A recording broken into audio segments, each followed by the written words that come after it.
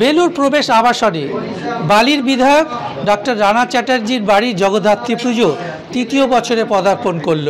বাড়ির সকল সদস্য মিলে এই পুজোর আয়োজনে ছাড়াছে তৃণমূল কংগ্রেসের সকল সদস্যরাও অংশগ্রহণ করেন। অর্থাৎ বিধায়ক পাশাপাশি শিশু চিকিৎসক ডক্টর রানা চট্টোপাধ্যায় সমস্ত ব্যস্ততা ছেড়ে আজকের দিনে অর্থাৎ নবমীর দিনে পুজো আয়োজনে নিজেই বসেন।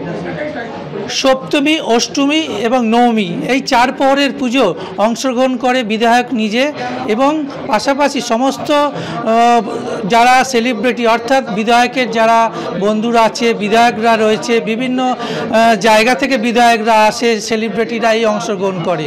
তবে জমজমাট এই পুজোতে শুধু জগদ্ধাত্রী পুজোয় খাওয়া দাওয়াটাও থাকে সারাদিন, অর্থাৎ সকালে যেরকম খিচুড়ি প্রসাদ থাকে, বিকালে জাঁকজমকভাবে খাওয়া দাওয়ার আয়োজন থাকে সকল সদস্যকে নিয়ে। এই আত্মীয় বন্ধু এদের উপস্থিতি একদম জমজমাট করে রাখে গত পরশু থেকেই, এবং নিশ্চয়ই অনেকে বহু জ্ঞানীগুণী বিশিষ্ট ব্যক্তিবর্গের উপস্থিতি থাকে এবং মায়েরই আশীর্বাদ এই সব কিছু খুব সুষ্ঠুভাবে খুব সুন্দরভাবে হয়ে যায় সকলের সহযোগিতায়। এই মার আশীর্বাদ, মার কাছে এটাই চাই যে প্রত্যেক বছর মা ঘরে এসো, থাকো সারা জীবন মাথার ওপর।